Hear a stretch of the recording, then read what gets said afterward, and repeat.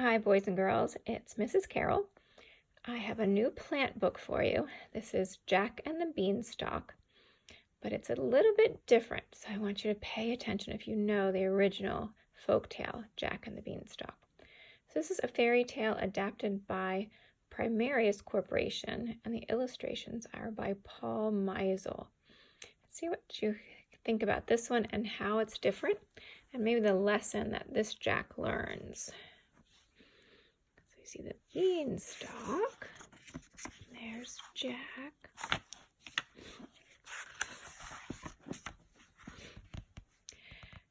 Do you know the real story of Jack and the Beanstalk? Well, my name is Jack. I live in a house by the sea, and I have a secret to share with you. Can you make any predictions now? Let's see. I like riding my red bicycle to the beach. One day I met a man who looked very sad. "Why are you sad?" I asked. Can you think about what could be in that sack?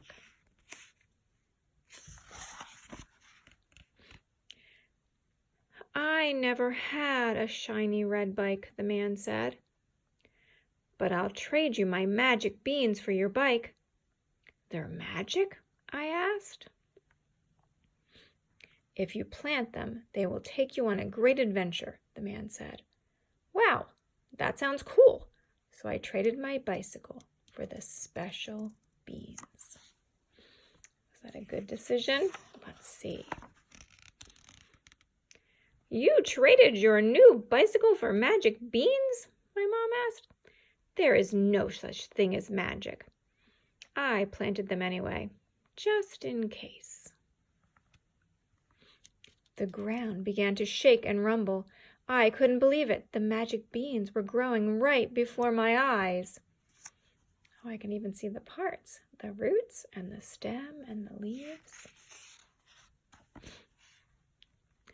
A beanstalk burst out of the ground and headed straight into the sea.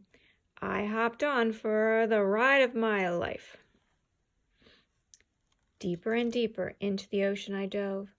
At the bottom, I found a treasure chest full of gold. I took a few of the sparkling coins. Is this one different than the original? I don't remember going into the sea. Uh-oh, could this be the giant? Suddenly, an octopus called out from the shadows. "I'm Oscar the Octopus. I rule this sea. You have to ask before taking from me."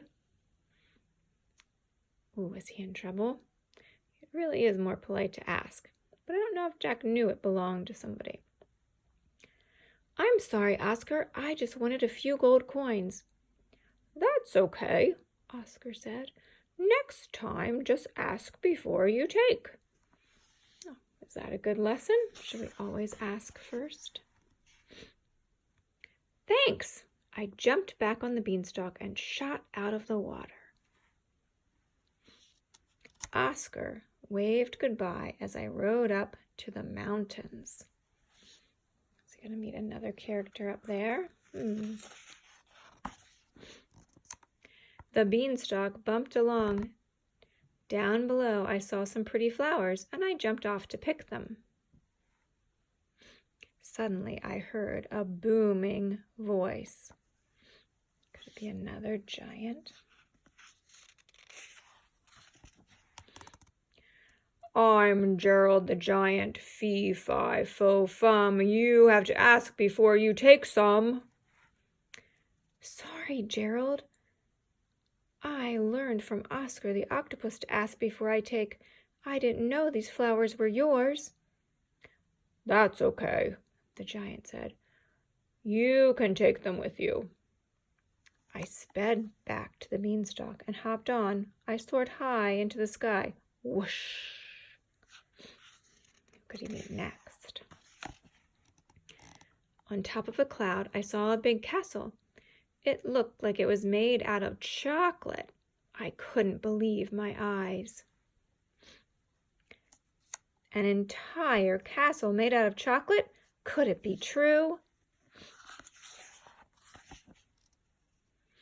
Oh, does this belong to somebody also? Down swooped a large hawk. "I'm Harriet the Hawk," she squawked from a cloud. "Taking without asking is never allowed." "May I please have a piece of your chocolate castle?" "Why, yes," the hawk said, "and thank you for asking." I hopped back on the beanstalk and was ready to go home.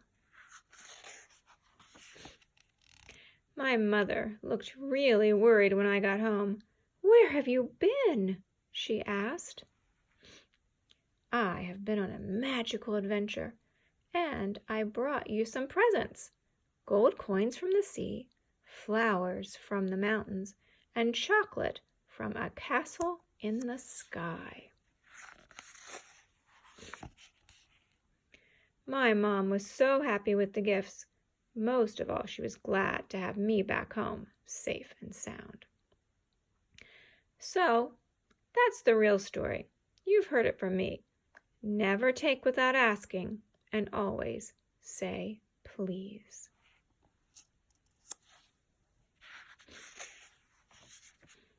And there's the beanstalk again. So think about how that one was different. And by being polite, he really didn't have much problem at all. Until next time, first graders, I'll read to you later.